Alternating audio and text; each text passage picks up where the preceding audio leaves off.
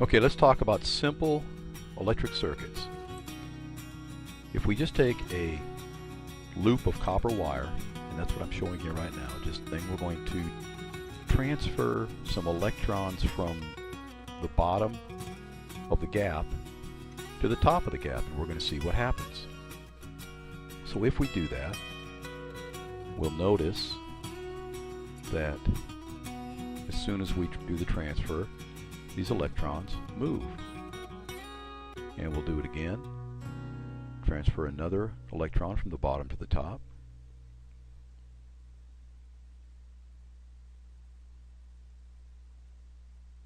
And we'll do it one more time.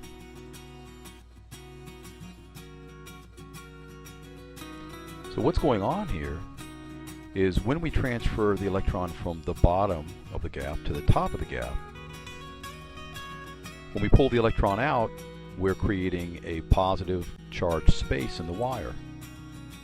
And that's pulling electrons into that area, because electrons want to get as far away from each other as they can. So if they see an area where there's no longer an electron in place, they're going to expand into that area.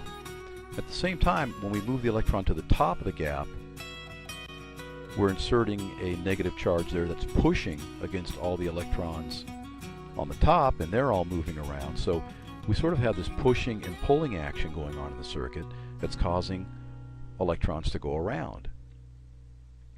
Now, a better way to build a circuit, obviously, would be to have something that continually pumps electrons around, and that's what we do. We use a device called a battery.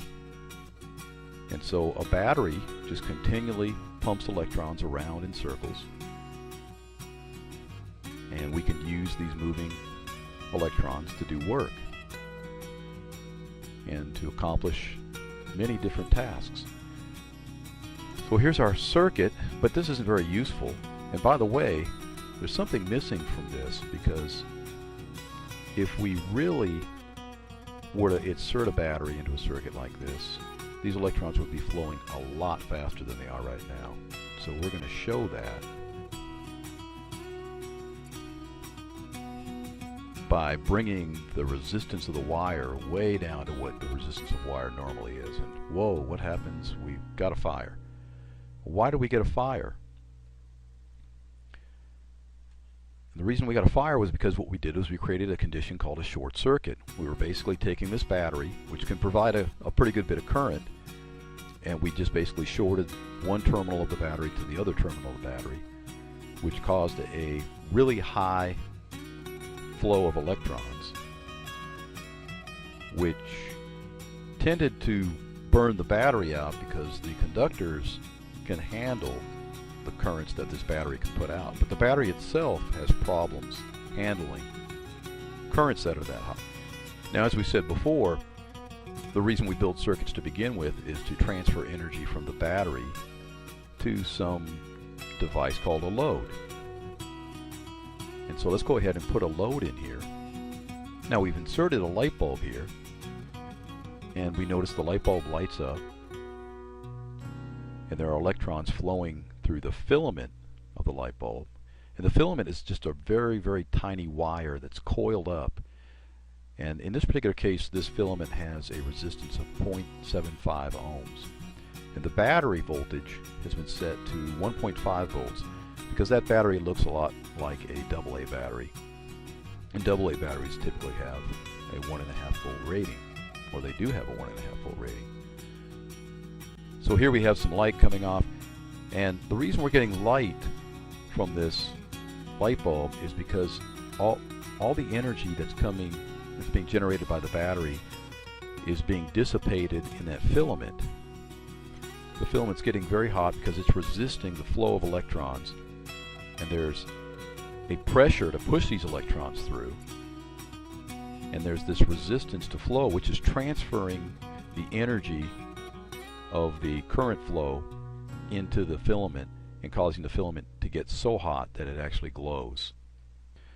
Now, an important thing to keep in mind with a circuit like this is that the battery is an electron pump. It's pumping electrons from the bottom leg of the circuit to the top leg of the circuit. It's not creating electrons, it's taking electrons that are already there and it's pumping them around in circles. And this is what circuits do. In fact, the term circuit comes from the word circle.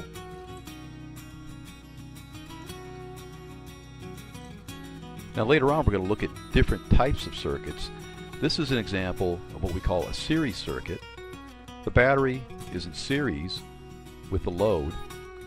For any circuit you need really three things. You need a power source, you need a load, which is our light bulb in this case, the power source is a battery, and we need some conductors to hook these two things together, and the conductors are typically copper wires. The wire could be stranded, it could be solid. In fact, it doesn't even have to really be a wire, it could just be pieces of metal. Alright, the reason we use the light bulb here for a load is because with a light bulb you can sort of see what's going on. If we use a device called a resistor, you really wouldn't be able to tell what was going on in the resistor because the resistor doesn't glow or do anything to give you an indication of what's going on. I'm going to change the background color here to something darker just so you can see the bulb while we do some other experiments here. Okay, so here you see a little darker background that helps you see the light bulb a little bit better. Now in this particular circuit I set the resistance of the bulb to 0.75 ohms, and we already said the battery voltage was set to 1.5 volts. So the question is, what's the current in this circuit? And the formula we use to calculate current is Ohm's law, and Ohm's law tells us that the current in the circuit is equal to the voltage in the circuit divided by the resistance of the circuit. Now what we need to understand about these quantities is in a circuit, voltage can sort of be considered the pressure that's moving the electrons around in the circuit. The current is the flow, the resulting flow that occurs of electrons as a result of this pressure, and the resistance is obviously the resistance to flow, which is sort of like friction in mechanical circuits.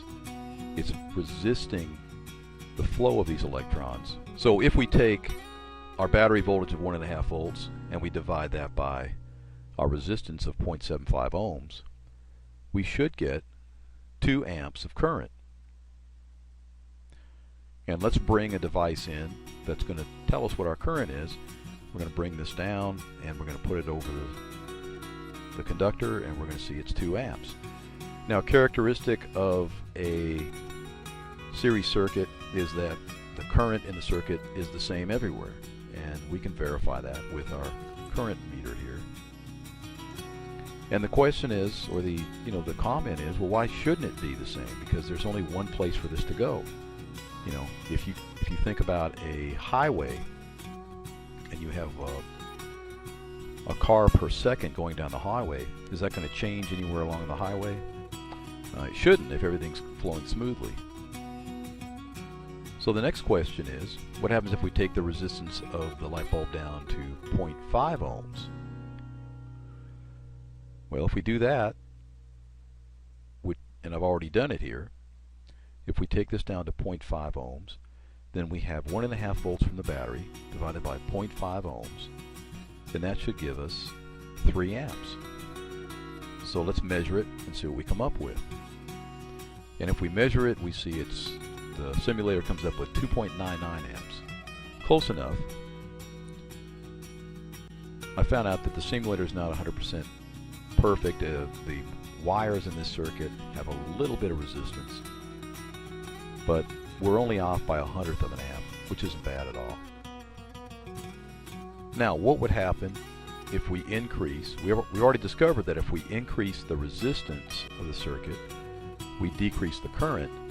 The question is, what happens if we increase the battery voltage? Well, let's try it. Let's change the battery voltage to 3 volts.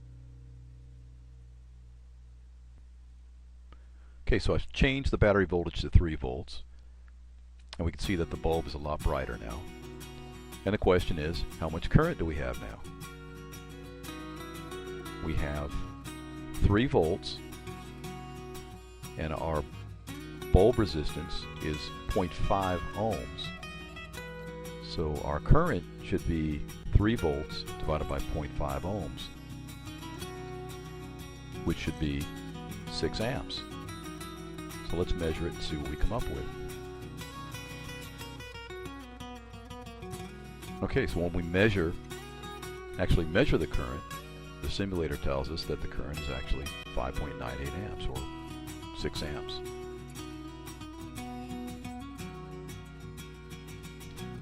So Ohm's law works. Now, as I mentioned earlier, this circuit has all the characteristics of a series circuit. There's only one path for electron flow, but it also has characteristics of another type of circuit known as a parallel circuit, in which case the load is in parallel with the power source. And so, since we only have 2 devices here, this is the simplest parallel circuit, but it's also the simplest series circuit that you could have. It's basically a parallel circuit with one branch, which is really just a series circuit. Now, that's something that's very confusing to people about circuits, is this idea that if I'm changing the load resistance, that it makes such a big difference on the characteristics of the circuit. And the thing that you need to keep in mind is that in any kind of circuit, in most cases, the resistance of the resistor, and in this case the light bulb is our resistor, the resistance of that light bulb is thousands to millions of times greater than the resistance of the conductor. So what that means is that the electrons are changed very little by the length of the conductor or the amount of conductor material that we have. They're changed far more by the resistance in the circuit.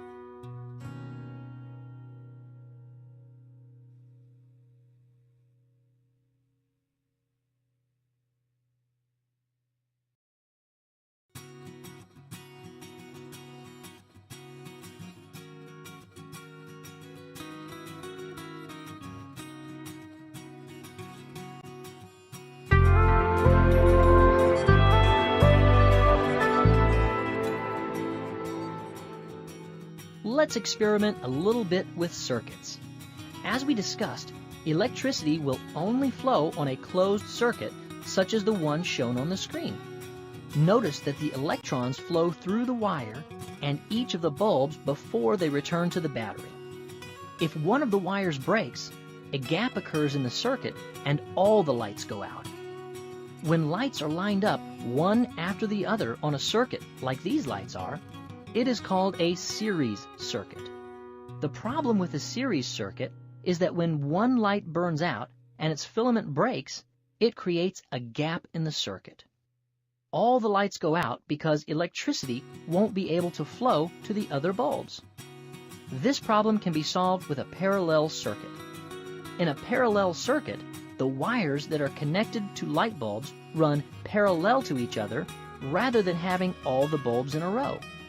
This means that one light can burn out or be removed, and the other lights on the circuit will stay lighted. For example, if we remove the light that is closest to the battery, the other two lights don't go out because each light is connected in a way that the electrons have a complete path to travel to the positive side of the D-cell battery. Now let's practice what we've discussed about circuits with an activity.